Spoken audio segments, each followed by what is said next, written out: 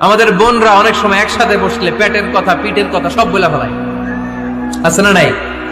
না বোনেরা, সব শেয়ার করলেও আপনাদের দাম্পত্য জীবনের কোনো কথা কখনো কারোর সাথে শেয়ার করতে পারবেন না।